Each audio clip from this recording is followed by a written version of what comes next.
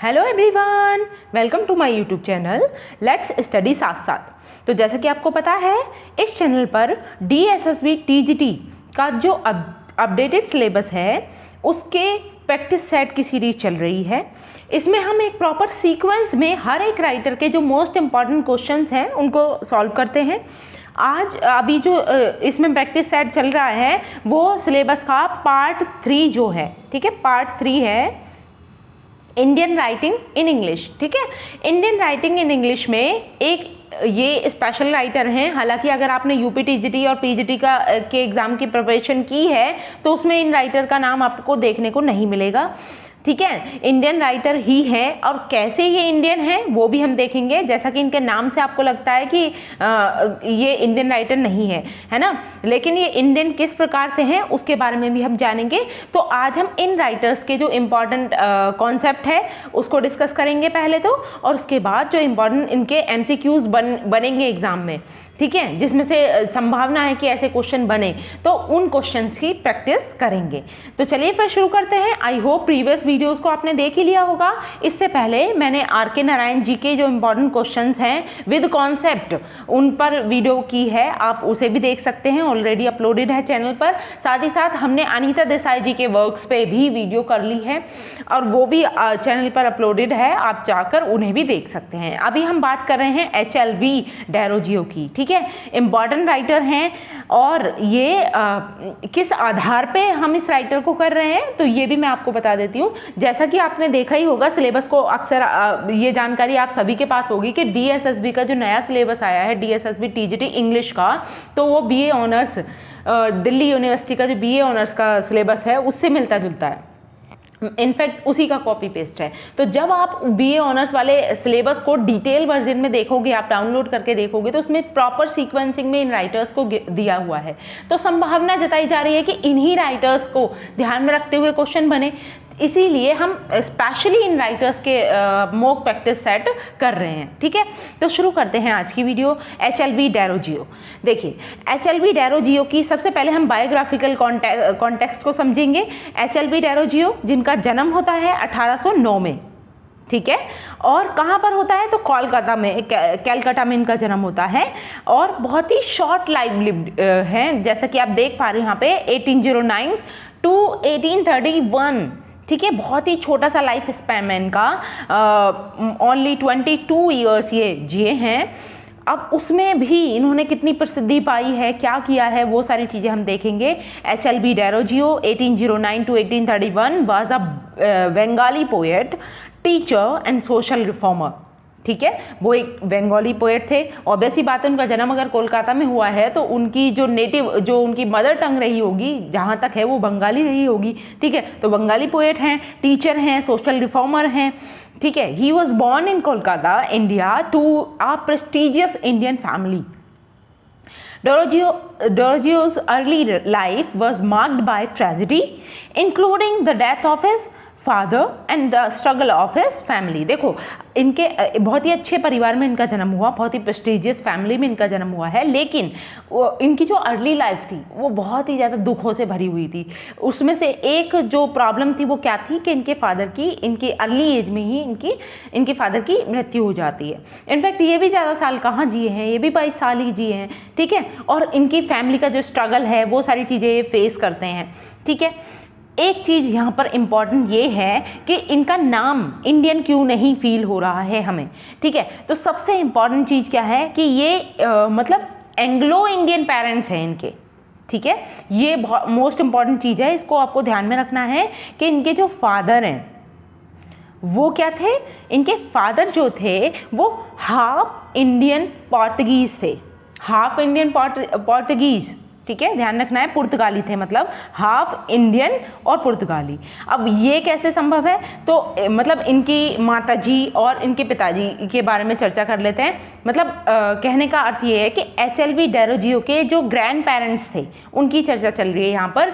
तो इनकी जो दादी माँ थी HLV डेरोजियो की वो इंडियन थी और जो इनके दादाजी थे वो पोर्तुगीज़ थे। इसलिए इनके जो फादर हैं, इनके फादर को क्या माना जाता है कि वो हाफ इंडियन और पोर्तुगीज़ हैं। तो इंडिया से इनका कनेक्शन क्या है कि इनके जो दादी दादा थे उनका कनेक्शन था इंडिया से, ठीक है, दादी माँ इंडियन थी, तब से इनको रिलेट करते हुए देख सकते हो आप। और इनकी जो मदर हैं HLV डेरोजियो की, वो कौन है, वो एक ब्रिटिश हैं, ठीक है। तो ध्यान रखना है इनके फादर, HLV डेरोजियो के फादर क्या हैं, हाफ इंडियन पोर्तुगीज हैं, हाफ इंडियन पोर्तुगीज, ठीक है।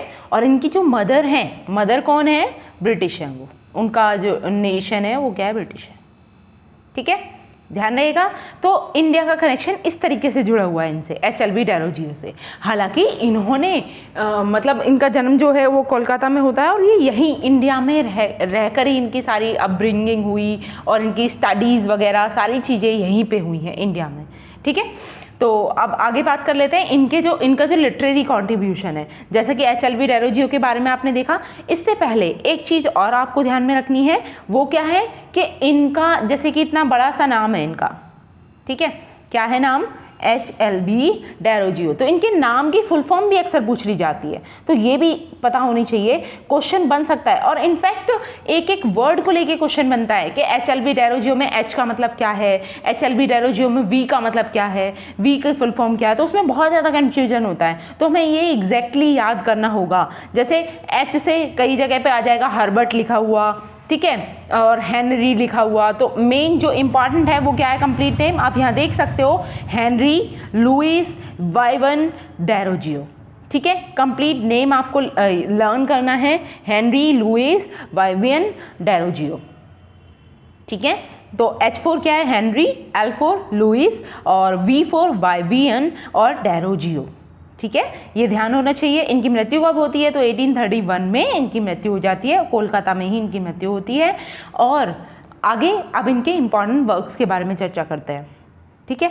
बहुत ही मतलब एक इम्प्रेसिव राइटर रहे हैं, इन्होंने देशभक्ति के लिए भी बहुत सारी चीज़ें लिखी हैं, साथ ही साथ इन्होंने मतलब इमोशनल टच को लेकर भी चीज़ें लिखी हैं। जैसे इनका अगर हम पोइट्री कलेक्शन की बात करें, इनका जो पोइट्री कलेक्शन है, जस्ट अ सेकेंड, यस, इनका जो पोइट्री कलेक्शन है वो कौन कौन से हैं, ये ध्यान रखना, ये एक सिंगल पोएम नहीं है, ये सारे ही इनके पोइटिक कलेक्शंस हैं, ठीक है, इनको ध्यान रखना है। सबसे पहला फर्स्ट एंड फॉरमोस्ट जो इनका पोइटिक कलेक्शन आता है वो कौन सा है, पोएम्स, ठीक है। 1827 में इनका ये पोइटिक कलेक्शन आता है, his first book of poems. Next आता है द फकीर ऑफ जहांगीर, ठीक है, 1828 नेटिव पोएम, नरेटिव पोएम, ठीक है। ये भी एक, मुझे लगता है ये भी एक पोएटिक कलेक्शन ही है इनका, ठीक है, इसमें सिर्फ एक सिंगल पोएम ना हो गया, ये पोएटिक कलेक्शन ही है। The harp of India 1828 a collection of poems, songs of a stormy petrol 1830 his final collection of the poem, ठीक है, ये सारे पोएटिक कलेक्शंस हैं इनके। नेक्स्ट चलते हैं, नेक्स्ट है नोटेबल पोएम्स। देखिए ये तो इनके पोएटिक कलेक्शंस हैं, इनकी कुछ ऐसी इन कलेक्शंस में से ही कुछ पोएम्स ऐसी रही हैं इंपॉर्टेंट जो बहुत ज़्यादा फेमस हुई, ठीक है, उन सबको हमें ध्यान में रखना है। जैसे ये इंपॉर्टेंट इनकी पोएम्स हैं, the harp of India, the फकीर ऑफ जहांगीरा, नेक्स्ट है to India my native land, ठीक है, ये बहुत ही पैट्रोइटिक वर्क है इनका। द ऑर्फन गर्ल, इसको स्पेशली ध्यान में रखना होगा, द ऑर्फन गर्ल, ये ना सिलेबस में भी मेंशन करके दिए हुए हैं इनकी दो पोएम्स, ठीक है, एक तो है द ऑर्फन गर्ल और एक और पोएम है जो सिलेबस में मेंशन करके दी है, the freedom of a slave, ठीक है, वो भी ध्यान रखनी, वो भी इंपॉर्टेंट है, उसको भी लिख देते हैं, वो भी एक इंपॉर्टेंट पोएम है क्योंकि वो सिलेबस में अलग से मेंशन करके दी हुई है, द ऑर्फन गर्ल, और एक है the freedom of a slave, ठीक है। तो ये दोनों पोएम आपको ध्यान में रखनी, इनके बारे में, इनके विषय में हम और डिटेल डिस्क्रिप्शन से बात करेंगे और साथ ही साथ इनके भी MCQ करेंगे इसके सेकंड पार्ट में, ठीक है। आज हम HLV डेरोजियो से रिलेटेड चीज़ें कर रहे हैं, नेक्स्ट हम इन दोनों पोएम को फोकस करते हुए अपना नेक्स्ट पार्ट करेंगे इस वीडियो का, ठीक है। तो देखो इंपॉर्टेंट पोएम्स कौन कौन सी हो गई यहाँ पे आप देख सकते हो, the harp of India, the फकीर of Jungheera, to India my native land, the orphan girl, sonnet to a friend, lines written on a rainy day, the ruins of Rajmahal. तो ये इंपॉर्टेंट पोएम्स हैं, इनकी आप ध्यान में रख सकते हो। नेक्स्ट है एसेज एंड प्रोज। ज़्यादातर ये पोइट्री लिखने के लिए जाने जाते हैं HLB डेरोजियो, लेकिन इनके कुछ प्रोज वर्क भी हैं, कुछ एसेज भी हैं। वो कौन कौन से हैं? The early life of Derozio. अब देखो इसमें डिस्क्रिमिनेशन किस तरीके से होता है, या कई बार ना कंफ्यूज करने के लिए क्वेश्चन पूछ लिया जाता है कि इनका कौन सा वर्क ऐसा है जो प्रोज वर्क है, ठीक है। HLB डेरोजियो का कौन सा वर्क है जो एसे है, क्योंकि हमें ज़्यादातर उनकी पोएम्स ध्यान में रहेंगी, और इम्पॉर्टेंट भी जो मेंशन करके दी गई हैं वो दोनों भी पोएम्स ही हैं। तो आपको ध्यान रखना है जो एक्सेप्शन होता है ना, उसको हमें ध्यान में रखना होता है। तो एक्सेप्शन क्या है इनके एसे और प्रोज, ये स्पेशली इनको ध्यान रखना है। The early life of Derozio 1830 में आता है, ऑटोबायोग्राफिकल एसे है, मोस्ट इंपॉर्टेंट है, ठीक है। ऑटोबायोग्राफिकल जो वर्क होता है उससे अक्सर क्वेश्चन बन जाते हैं। नेक्स्ट है आपका द बंगाली स्टूडेंट, 1830 में आता है, एक ऐसे ऑन एजुकेशन, ठीक है, एन ऐसे ऑन एजुकेशन। अदर वर्क्स में क्या आ रहा है इनका? द कैलकाटा मैगजीन, ठीक है। इस मैगजीन को ध्यान रखना है, ये एक लिटरेरी मैगजीन रही है इनकी। तो कौन सी मैगजीन से ये रिलेटेड है ये भी आपको पता होना चाहिए, द कैलकाटा मैगजीन, ठीक है। आप कैसे याद रखोगे कि इनका जन्म कहाँ हुआ है? कोलकाता में हुआ है, और वहीं की एक मैगजीन से रिलेटेड ये हैं, ठीक है। 1829 से 1830 के बीच में ये रिलेटेड रहते हैं। क्यों? क्योंकि इनकी अर्ली एज में इनकी मृत्यु हो गई थी, ठीक है, वो भी आपको पता ही है, ठीक है। 1831 में इनकी मृत्यु हो जाती है। नेक्स्ट चलते हैं। अब यहाँ से आपके MCQs शुरू हो रहे हैं, ठीक है। यहाँ तक मैंने इनकी बेसिक जानकारी दी, इनकी लाइफ के बारे में हमने डिस्कस किया, इनके इंपॉर्टेंट वर्क्स के बारे में डिस्कस किया। अब हम इनके कुछ क्वेश्चंस करेंगे, ठीक है। शुरुआत बेसिक क्वेश्चन से होगी, जिनके आंसर आप इजीली कर पाओगे अगर आपने ये 10 मिनट का शुरू का डिस्क्रिप्शन पढ़ा है, सुना है ध्यान से, तो आप इजीली इनके आंसर कर लोगे इन क्वेश्चन के। Where was HLB Derozio born? Simple question है, कैलकाता, इंडिया, ठीक है। Option number A is the correct answer.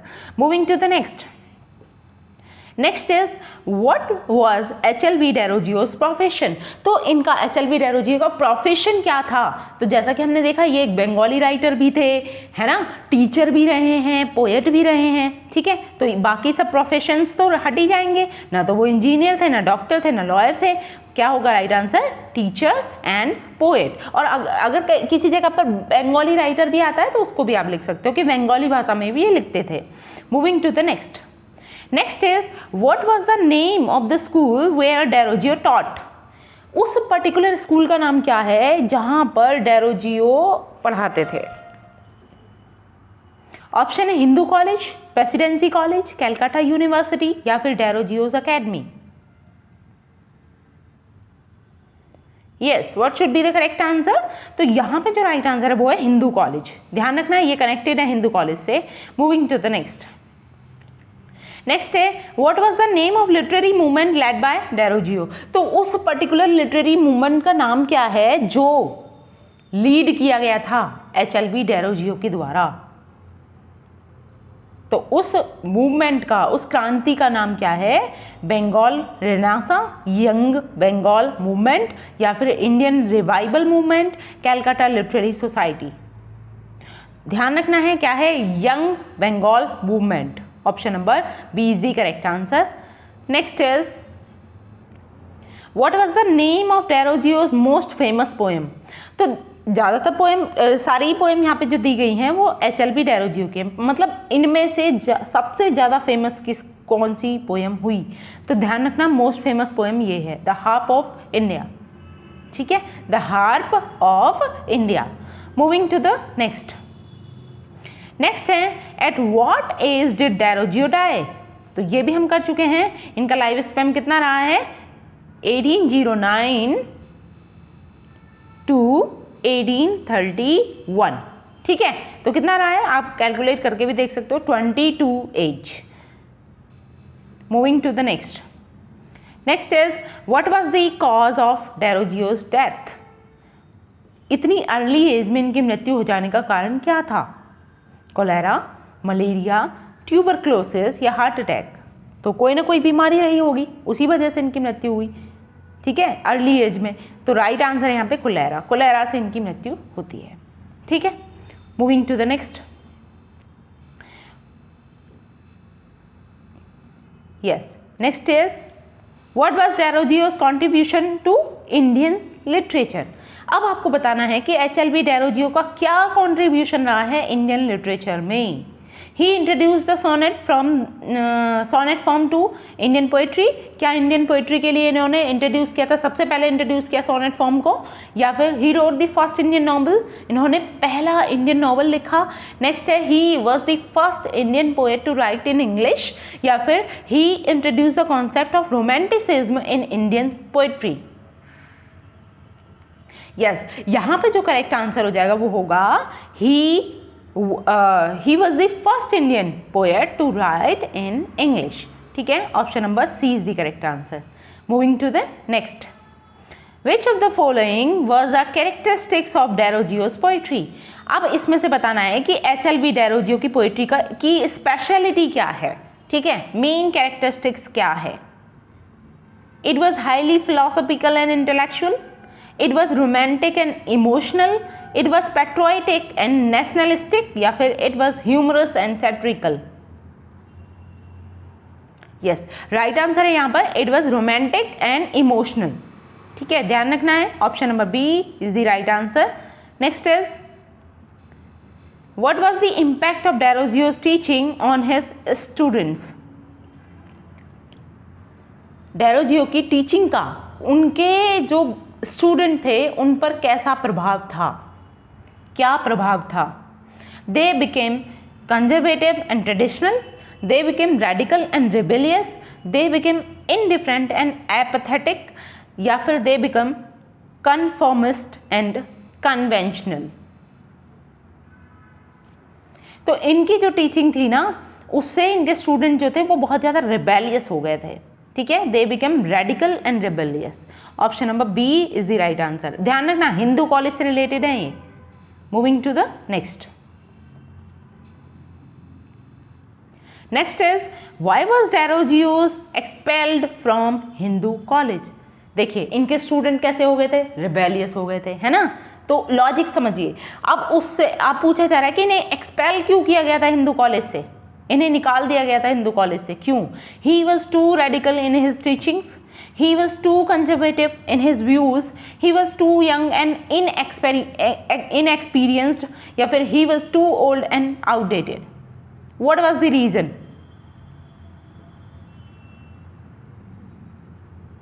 Yes, he was too radical in his teachings। ठीक है, option number A is the correct answer. ये बहुत ही ज़्यादा radical थे अपनी टीचिंग्स में। ठीक है, और इनफैक्ट इन्होंने अपने स्टूडेंट को भी वैसा ही बना दिया था। Moving to the next, next is what is Derojio's legacy in Indian literature? He is considered the father of Indian poetry? No, ध्यान रखना है ना। नेक्स्ट है he is considered the founder of a Bengal Renaissance। क्या ये सही है? He is considered a minor poet of 19th century. He is considered a forgotten figure in Indian literature.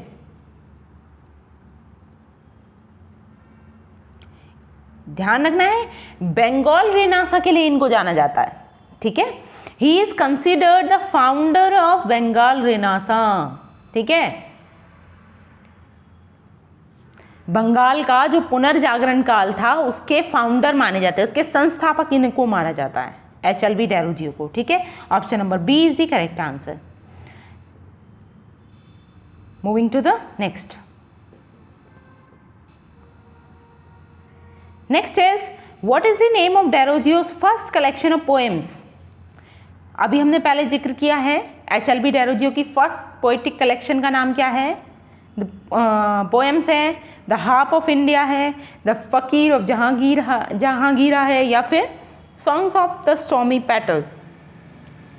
तो राइट आंसर हो जाएगा यहाँ पे the poems. Option number A is the correct answer, poems. ठीक है, दा भी नहीं है, पोएम्स है सिर्फ नाम इसका। Moving to the next, which of the following poems by Derozio is a lamentation of the decline of India's cultural heritage. बताइए डेरोजियो की वो कौन सी पोएम है जो इंडिया के कल्चरल हेरिटेज पर एक लैमेंटेशन है, एक दुख प्रकट करने वाली पोएम है। किस चीज पे दुख प्रकट हो रहा है? The decline of Indian cultural heritage. The harp of India, to India my native land, the फकीर ऑफ जहांगीरा या फिर the golden layer? Yes, what should be the correct answer? जो इनकी सबसे ज़्यादा फेमस पोएम रही है, ठीक है, वही है। ये एक पोएटिक कलेक्शन है और पोएम का नाम भी है, ये भी ध्यान रखना है। The harp of India, option number A is the correct answer. Next is what is the central theme of Derozio's poem to India my native land? इसकी सेंट्रल थीम क्या है? जैसा कि टाइटल से आप समझ रहे हो ना, तो टाइटल से ही आप इसकी सेंट्रल थीम भी निकाल सकते हो। टाइटल किस तरफ इंडिकेशन दे रहा है? To India my native land, तो थीम क्या होगी? Love and beauty, freedom and patriotism, decline and nostalgia या फिर nature and the season? Yes, देखो बहुत से स्टूडेंट इसको फ्रीडम एंड पैट्रियोटिज्म लगाएंगे, लेकिन नहीं, इसकी जो मेन थीम है ना वो क्या है? डिक्लाइन एंड नॉस्टैल्जिया, ठीक है, ये इसकी मेन थीम है, ध्यान रखना है बस इतना सा, ठीक है। Option number C is the correct answer. Moving to the next, Which of the following is a characteristics of Derojio's poetry style? यहाँ फिर से डेरोजियो की जो पोइटिक स्टाइल है उसकी विशेषता पूछ ली गई है कि इनकी पोइट्री का क्या स्टाइल रहता है, मेन कैरेक्टरिस्टिक्स क्या हैं? Use of complex metaphor and symbolism, use of simple and direct language, use of classical allusion and differences या फिर use of romantic and emotional imagery? Yes, what should be the correct answer?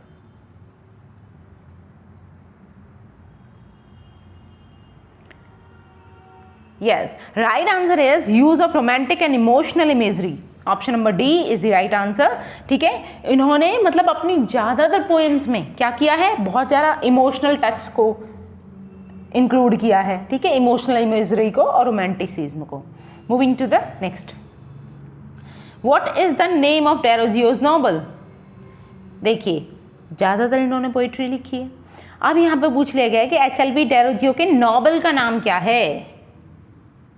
Option है the फकीर of Jungheera, the Brahmin and the tiger, the young rebel या फिर the east Indian?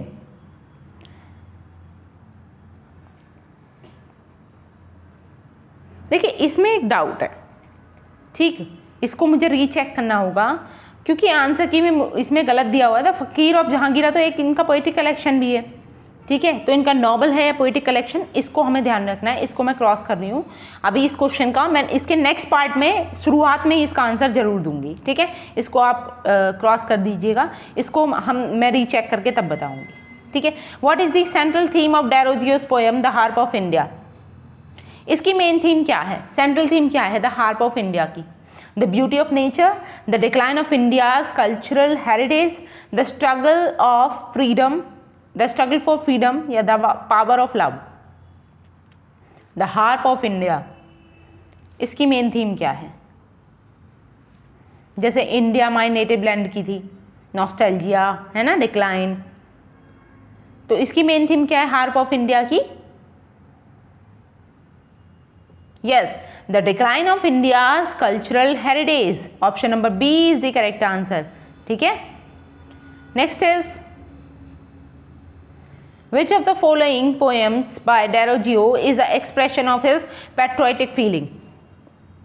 तो इनमें से Derozio की वो कौन सी पोएम है जिसमें उसकी पैट्रियोटिक फीलिंग को हम फील करते हैं?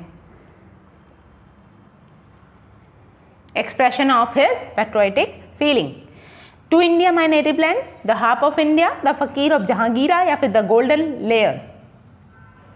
राइट आंसर है यहाँ पर to India my native land, ठीक है, option number A is the correct answer. Next is what is the name of the literary journal founded by Derozio? तो उस लिटरेरी जर्नल का नाम बताना है जिसकी स्थापना डेरोजियो के द्वारा की गई थी। द कैलकाटा लिटरेरी गैजेट या फिर the Bengal magazine, the Indian review, the oriental herald? Yes, तो ये रिलेटेड है किससे? द बंगाल मैगजीन से, हमने अभी देखा था, ठीक है, option number B is the correct answer. Next is what is the name of Derozio's collection of essay? इनका जो एसे का कलेक्शन आया है उसका नेम क्या है? एसेज, स्केचेस, आर्टिकल या पेपर्स? तो जिस तरीके से इन्होंने पोएटिक कलेक्शन दिया उसी तरीके से एसे का भी कलेक्शन आता है जिसका नाम है स्केचेस। आप नोट डाउन कर सकते हो, स्केचेस नाम का इनका एक एसे का कलेक्शन है। ठीक है, option number B is the right answer. Moving to the next question, What is the theme of Desrosiers poem the फकीर ऑफ जहांगीरा? देखिए ये पोएम ही है, वहाँ आंसर की में गलत था, उस क्वेश्चन को मैं रीचेक करके बताऊंगी कि उसमें ऐसे कौन सा है, ये नॉवल कौन सा है। ठीक है, अब डेरोजियो की जो पोएम है ना फकीर ऑफ जहांगीरा, इसकी मेन थीम क्या है वो बतानी है। The struggle of Indian independence, the beauty of nature, the power of love, the conflict between tradition and modernity. What should be the correct answer? सोचिए, आंसर कीजिए। यस, द फकीर of Jahangira. ये जहांगीर की जगह जुंगीरा भी हो सकता है, मे बी मेरी प्रोनाउंसिएशन रॉन्ग हो सकती है, लेकिन आप स्पेल चेक कर सकते हैं, यही स्पेल है, ध्यान रखना है। ये वर्क है इनका द फकीर ऑफ जहांगीरा। और इसकी जो मेन थीम है वो क्या है? The struggle for Indian independence, या फिर the beauty of nature, the power of love, the conflict between tradition and modernity. तो राइट आंसर है यहाँ पर conflict between tradition and modernity. Option number D is the correct answer. Next is, which of the following poems by Desrosiers is a meditation on the transience of life? बताइए, Derozio की कौन सी वो poem है इन options में से जो एक meditation की तरह है, is a meditation on the transience of life. Option है the harp of India, to India my native land, the golden lyre, या फिर songs of the stormy petrel. Right answer है द गोल्डन लेयर। ठीक है, option number C is the correct answer. Next is, what is the style of Derozio's poetry? तो Derozio की poetry का style अभी हमने पीछे भी देखा था, classical and formal, romantic and emotional, realistic and descriptive, या फिर सैटिरिकल एंड ह्यूमरस। तो ये हम पहले भी कर चुके हैं, ध्यान रहना चाहिए, romantic and emotional. Next is, what is the significance of Derozio's poetry in Indian literature? Derozio की पोइट्री का क्या महत्व है भारतीय साहित्य में? It mark the beginning of Indian English poetry, it introduce the sonnet form of Indian poetry, it was the first to use Indian themes and imagery, it was the first to use English language in Indian poetry. Yes, right answer है it marked the beginning of Indian English poetry. ठीक है, option number A is the correct answer. Next is, what is HLB Desrosiers full name? तो यहाँ पे देखिए ये question आ गया है, मैंने बताया था ना कंफ्यूज करने के लिए दे देते हैं, जैसे Henry Lawrence Vivian Derozio, next है हेनरी लुइस वाइविन डेरोजियो, या फिर ह्यूज लेविस वर्नन डेरोजियो, या फिर हॉरेस लियोनेल और विंसेंट डेरोजियो। तो what should be the correct answer? Yes, right answer है ये option number B, Henry Louis Vivian Derozio. Option number B is the correct answer. Next is, what is the central theme of the poem freedom to slave? देखिए ये poem mention करके दी गई है syllabus में, तो इसको हम और डिटेल में करेंगे। ठीक है, इसकी सेंट्रल थीम पूछी जा रही है, क्या होगी? The Joy of freedom, the pain of slavery, या फिर the struggle for independence, the beauty of nature. Yes, तो राइट आंसर है यहाँ पर द स्ट्रगल फॉर इंडिपेंडेंस, जैसा कि नाम से पता है freedom to slave. Option number C is the correct answer. Next is, who is the speaker in the poem freedom to slave? अब इसमें फ्रीडम टू स्लेव जो पोएम है इसमें स्पीकर कौन है? A slave who longs for freedom, next है a free man who fear slavery, a patriot who fights for independence, a philosopher who contemplates freedom. Yes, what should be the correct answer? यहाँ पर right answer है a slave who longs for freedom. ठीक है, option number A is the correct answer. This is the speaker. कौन है speaker? जो slave है, जिसको अभी अभी आज़ादी मिली है, ठीक है, कई सालों से वो स्लेव रहा और उसके बाद अब उसे फ्रीडम मिलती है। तो ये पोएम की लिटरेरी थीम है, ठीक है। तो आज के लिए हम इतना ही रखेंगे। आई होप मेरी ये वीडियो आपको अच्छी लगी होगी, और अगर वीडियो अच्छी लगी है तो आपको इसको लाइक करना है, शेयर करना है। चैनल को अभी तक सब्सक्राइब नहीं किया है तो please do subscribe my channel.